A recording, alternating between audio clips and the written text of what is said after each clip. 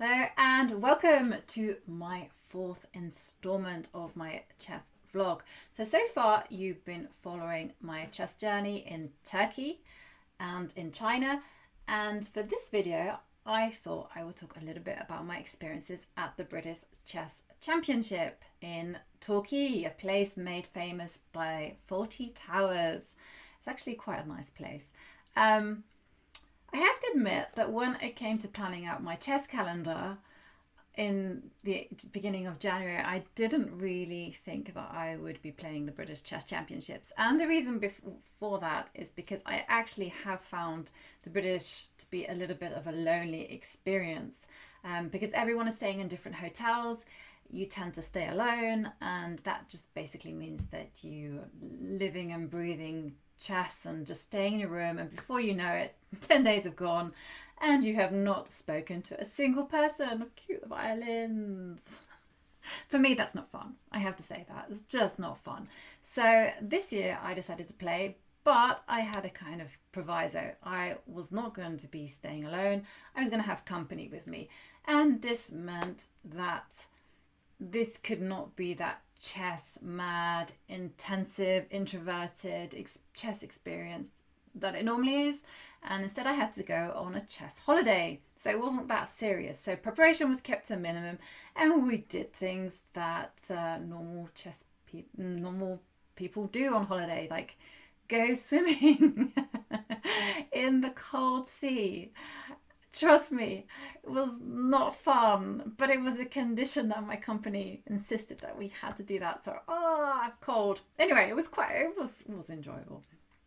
And so how did this kind of relaxed attitude work for me? Well, actually, when I look at the results, it actually worked really well. I finished quite high up, I think equals 5th or 6th. And I won my 9th British women's chess title, apparently breaking some record, which was quite a relief because I actually thought that I had broken the record last year. And when I Googled, I found out that Rowena Bruce had won the record, had won the title 11 times, and I thought, okay, that's it. I'm not going to play the British 12 times. But I did. I'm easily persuaded, and I did, and it actually was a lot of fun. Now, the games, I will be looking at them with two things in mind. First of all, I will be kind of assessing the openings. How did I emerge from the opening as white? The goal is to have a comfortable position, not necessarily a great position, but just a comfortable position. And as a bonus, it would be great if you were winning, but that doesn't happen so often. And the second focus will be, and I will show you just now, it will be related to my dynamic chess challenge. So here I am using forward chess on my laptop. I'm just on the library page, and you can see top of my list is my book on the Caro-Kann, just been released for purchase on forward chess. More on that at the end of the video. Now, some of you may remember that at the end of the second video, I set myself a dynamic chess challenge, and that was to read 2 books, Industrial Strength Endgame Studies and Dynamic Decision Making in Chess. Now, the Industrial Strength Endgame Studies is the perfect tool for training. I think all the top players solve studies in some way or other. And Dynamic Decision Making, on the other hand, is a lighter book, but it's the perfect book to dip in and out of. And I just wanted to show you a moment from my favorite chapter. So I'm just going to go onto the bookmarks, and it's the chapter 2 when Gelfand goes to a training camp organized by Petrosian. Now, Petrosian here is playing black against Garry Kasparov, and I think this next move took Petrosian, for me anyhow, into legend status. And Gary's just played Queen D3 to Queen B1. I'm actually going to expand the board so you can see it in all its glory, to which Petrosian responds with King C6. Dynamic chess indeed. Who doesn't love a bold king? Well, funnily enough, there were some bold kings in my games, but let's see how my dynamic chess challenge impacted my games on the British. So we are going to dive in straight to round 2, where I was white against Thomas Villiers. Now, why not round one, you might be asking? Well, round one wasn't that exciting because I made some opening inaccuracies and I had to grovel a draw. It's never fun. Round two was a lot more interesting from a strategic point of view. And I wanted to show you something. I'm not saying this because I won the game, but there was a particular moment that was incredibly important and instructive. So let's get on to the opening and quickly just mention that it was a London system. And I have to just add that I did completely freestyle it. So after he responded to d4, d5, I thought, well, over the board, what am I going to do? He's probably expecting me to play some mainline thing. No, let's play a London system, be a tempo up on a Slav, and just get a comfortable position. That was my goal. And after I played knight f3, now I was aware that I really should be doing c4. And I had a game by Hikaru Nakamura in the back of my head that, you know, c4 is absolutely fine, that after bishop takes, you can go rook takes b4, or rook takes b1, or queen takes b1 and put the king on d1 or e2. But I wanted to delay that decision for a little bit. I thought I'm going to do it after knight f3. And so after knight f6, I was getting ready for c4. And then he played bishop d6 and threw a bit of a spanner in the works to my c4 plans. But okay, so let's fast forward on to the moment where I played castles and then queen b3. And he went knight takes g3, h takes g3. And now we're going to quickly stop and do an assessment of the position. So I'm attacking the b7 pawn, and he has to defend it in two ways, either queen c7 or queen b6. Now, yes, I'm very comfortable, but I have conceded the bishop pair, and that means I must get something in return. Either I must win the bishop pair back, or I get something else. And after queen c7, knight h4 is just very strong. Bishop g6, I go knight takes g6, and I have a ready-made attack on the h line. Bishop e4, pawn takes e4, queen c2, and f5 is just appalling because f5, c5, and white has control of all the light squares.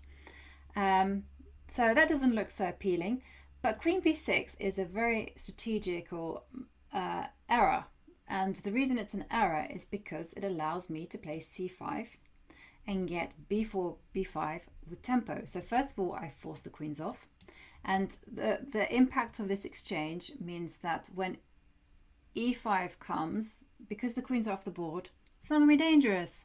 I don't have to worry about my king. If the queens are on the board, well, you know, it's a sharp middle game, you know, I could be mated. But in game, no, not a chance. And now because I'm attacking the bishop, after bishop c7, he should be playing bishop e7, I get to go b4, b5. And I would say that the position is almost strategically won. I know people don't like to commit themselves to like sweeping statements, but you know, white is certainly a lot better.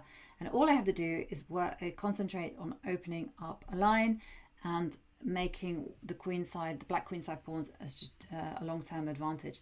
And I'm just going to fast forward on to move 21. Well, I've played rook a2. So my plan is very straightforward. I'm just going to go rook ha1 and munch on that a6 pawn.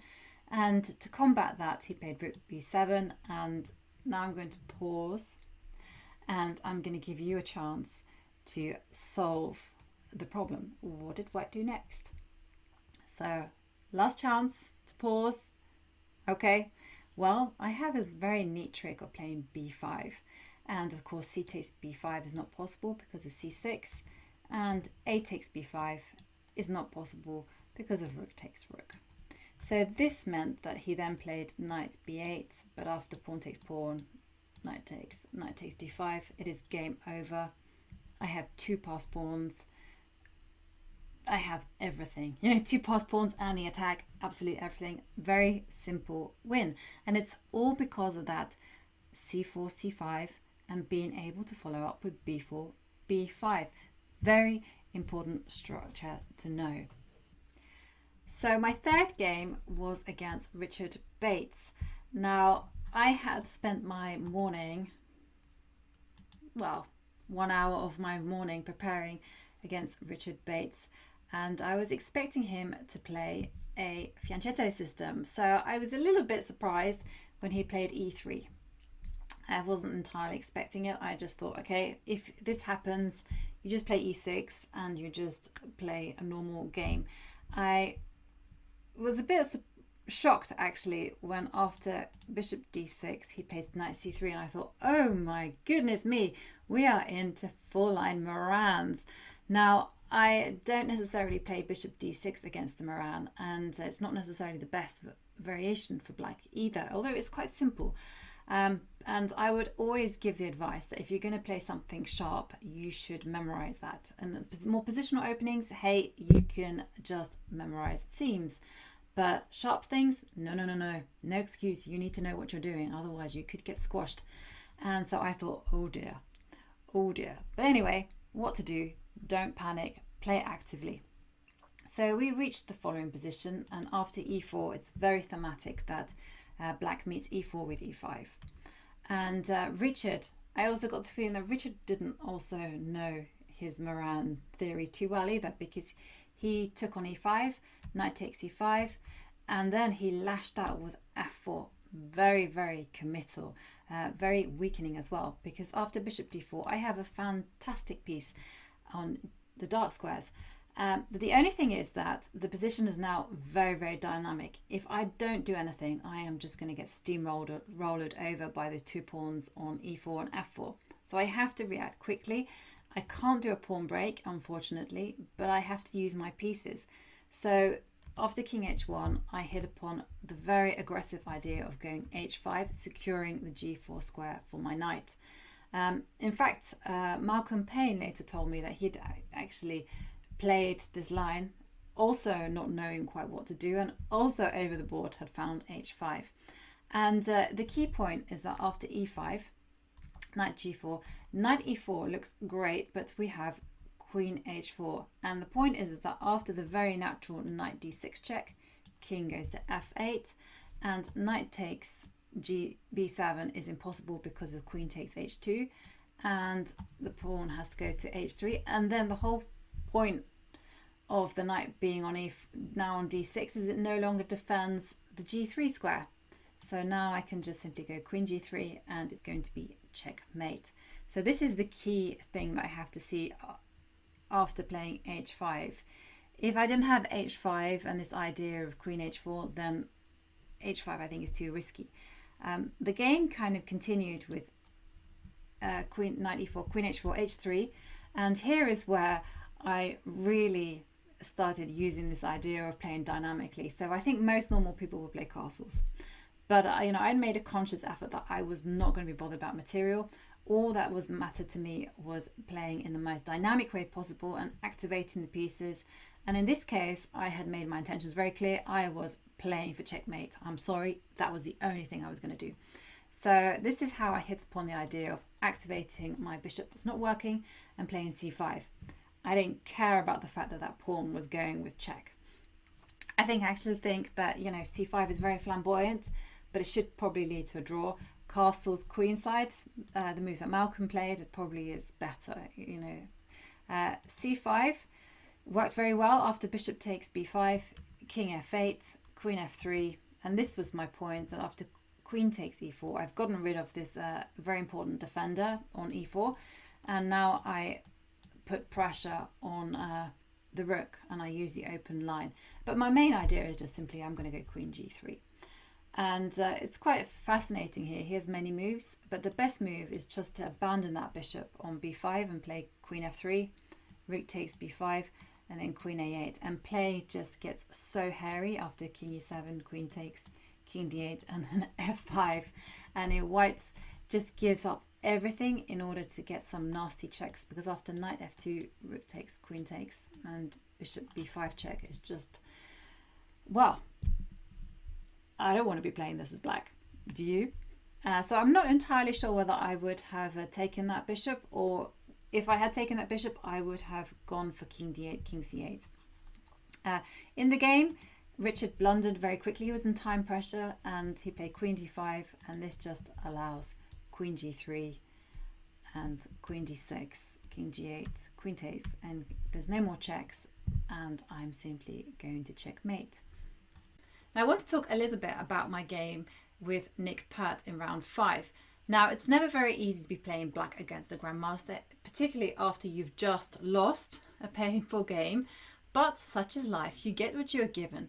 And in the following position, I've just played knight bd7 in the Queen's Gambit decline. Now the whole point of this move is to discourage bishop f4. Undeterred, Nick continues with bishop f4 anyhow, and I take on c4, very principled. And after e3, I play a kind of an unusual variation, which is b5. And knight takes b5, bishop b4 check, and now Nick responded with knight d2. Now knight c3 is actually the main line where things get very complicated. After knight d5, a3, knight takes knight, and now queen d2, knight d5, a takes b4, knight takes bishop, pawn takes. And you have this amazing position where white has double pawns, 2 sets of double pawns, and black has 1 set. And yes, very complicated position. But Nick responded with knight d2, and I must confess here I was out of theory. So I played the very natural knight d5, bishop g3, and here black has the 2 choices. You can play a6 or you can play knight 7 b6, just defending the pawn. Knight 7 b6, I have to say, is the most natural move on the board. But I wasn't aware of the theory and I talked myself out of it, so to speak.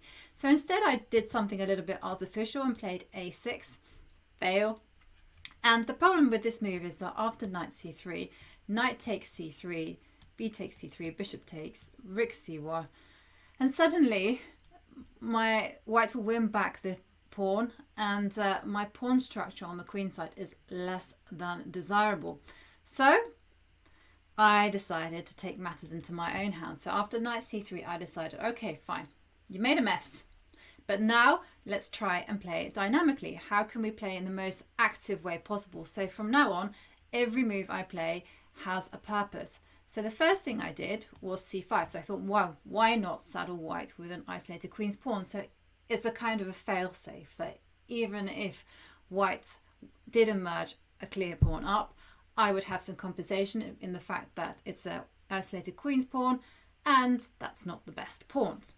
So c5, rook c1, there you go. I've got my pawn structure weakness, and then after takes, everything has a purpose, castles. And after bishop e2, I can't just let white castle and then put the pieces in the ideal square. So this prompted me just to play f5, you know, grabbing as much space and threatening f4. I was quite happy. f3, knight b6, and again I want to play knight takes knight followed by knight e3.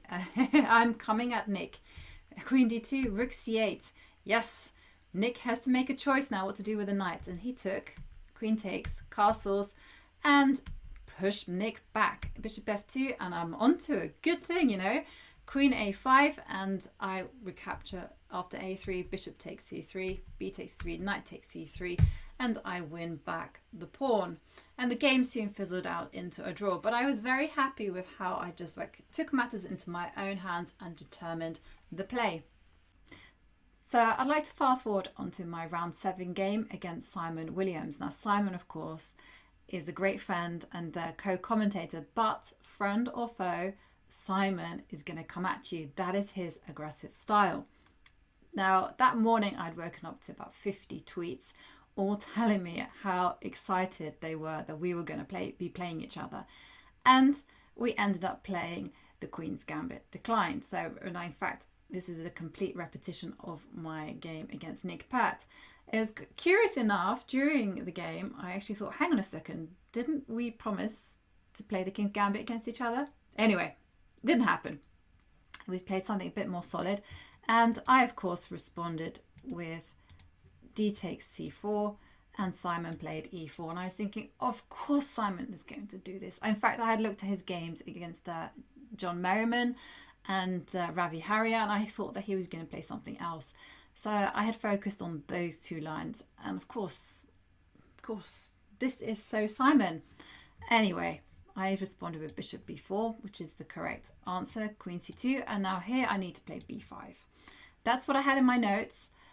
I just took myself out of my notes, as you'll want to do when you haven't really studied or understood what your opening completely. So anyway, I responded with c5, and after castles, suddenly I found myself bogged down in calculations, and I spent a lot of time here thinking about pawn takes pawn, thinking about queen a5, thinking about b5, thinking about castles kingside, and in the end I just got a little bit fed up and I decided to reduce the dynamic element. But this is a mistake. It makes things very simple for white. So bishop takes c3, queen takes c3, knight takes c4, queen c2, and here I should be humble and I should play knight f6 and just go, I'm going to let you win the c4 pawn, and I'm going to castle kingside and just go queen a5, and the game continues. It's a kind of situation where you should do what the position demands and not impose your will. So I wanted to be a bit more dynamic, you know, after all, the new improved dynamic version of me. Instead, I ended up playing knight df6. Mistake. And things just got worse and worse, because after g4 I should be playing queen a5. In fact, that was my instinct, but I just couldn't see what was happening after g5, knight d5. I just couldn't work this one out. Sorry, d takes c5 and king takes b2. I really could not work this one out, and after knight c3 there's a very cool move for white. Perhaps you can spot it. Okay, last chance, rook d8. Very neat. So the idea is that king takes d8, you have queen d4 check, knight d5, and a very important Zwischenzug, bishop d2, then queen c7, and then queen takes g7 is very, very, very dangerous. Instead, it's almost a collapse. You know, after g4 I ended up playing c takes d4, which is just crazy, because now the rook now becomes a star player. It's really poor showing by me. Rook takes d4, queen a5, and after g5 I just have to sell my knight as expensive as possible. So knight takes g5, and I'm just a piece down. You know, the only thing I have in compensation for this is that, you know, white's king is unsafe. But that's it. And rook takes c4, queen takes a2. And Simon's very cool here and just plays some very interesting moves, then knight e5. And he's not afraid of letting his king take a wander, which was quite amusing. Queen a5 check. I was hoping for king c1, but no, Simon's very bold, b4.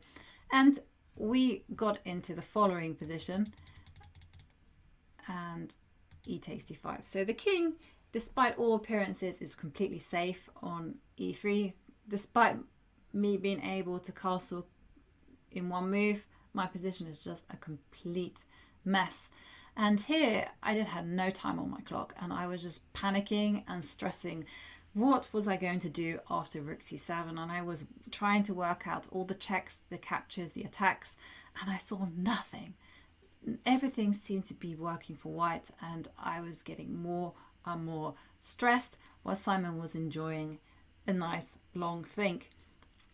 I was also looking at rook a1. I thought, oh no, whoops, my queen has got no squares. But after queen takes rook, queen takes, I was thinking maybe I could survive if in the following position, you know, pray that I have enough pawns.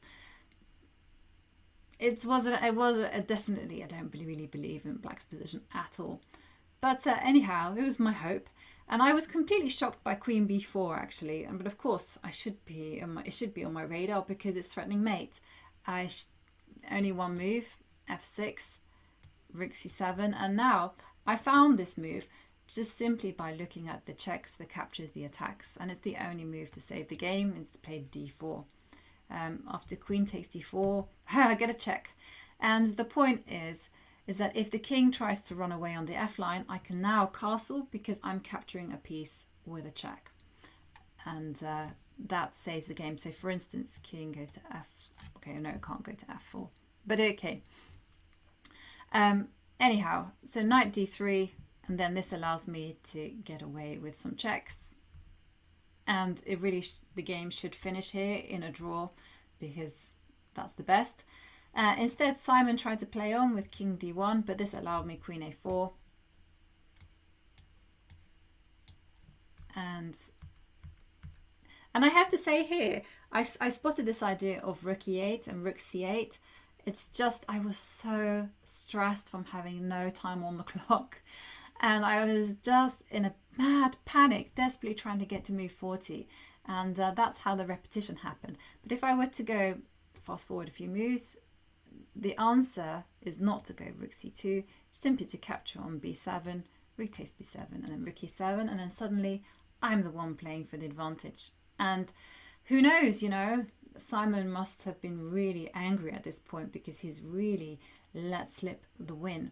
But anyhow, a draw, I guess, objectively is a fair result, because after all, I did get away with murder. So I want to finish off by showing you probably my most favourite idea that I came up with. And it was in game 8 when I was playing white against Jack Rudd. So this position actually came from a London system, and my dark square bishop has been swapped off the board. Tends to happen to me, perhaps due to carelessness, I'm not quite sure. But anyhow, it's black to move here, and Jack plays the following. He plays queen e7, trapping my knight, you know. So I have to do something about this. So I was thinking that f7, f5 is in the air, followed by e5, e4, and my knight is really offside. So this next move is quite obvious. g4 stopping f5. In actual fact, you know, whenever your opponent makes a move, you really should ask yourself, well, what are they planning to do? And after knight a6, it also becomes clear, what is Jack planning to do? So in this particular case, black wants to play knight b4. And the instinct is to go a3.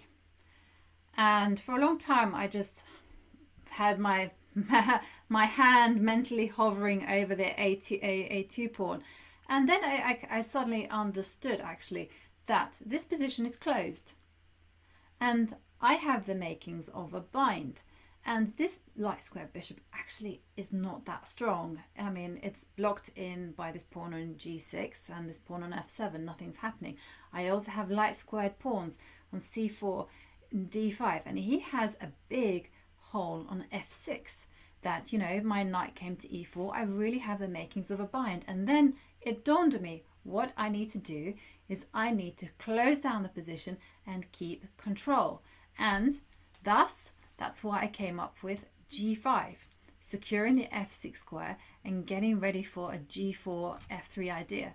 And Jack played quite quickly knight b4.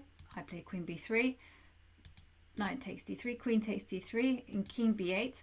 Jack plans to go bishop c8 and bishop f5. Now here I had the right idea, the wrong execution. So I, in fact, played knight e4, but what I should be doing to make my idea fabulous, I should be going f3, so that bishop c8 is met by g4. Then I'm going to follow it up with knight e4, and then I have complete domination. And it's so rare that you see a position where these two bishops get dominated by two knights, and especially a knight on h7. But here you have one. And now this would have been real fantastic. And you know, earlier on I kind of alluded to Tigran Petrosian being an idol of mine. And this is the type of move that really makes me very, very happy. In the game I was inaccurate, and this allowed Jack to make an exchange. So after bishop c8, I have to go f3 to get g4. But this allows bishop f5, and after g4, bishop takes knight. And now black can start using the C line.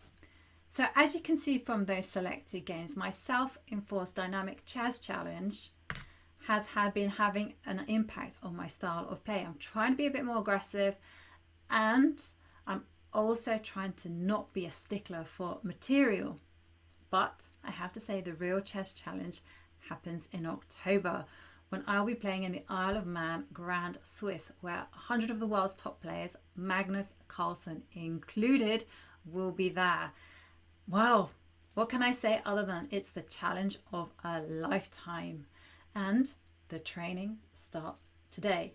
I'd also like to announce that I am going to be doing my next video on my favorite subject ever.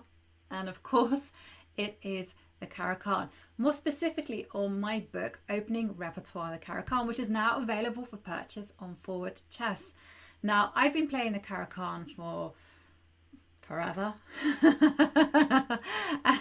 And, you know, it's the perfect opening, you know. It's versatile, it has a great pawn structure, you can be aggressive, you can be defensive, you can play it however you like it, and quite frankly, I think it's the best opening in the world. But if you have any questions about my book, please write them down in the comments below and I will try and answer them. I hope you've enjoyed watching this video, and until the next, goodbye.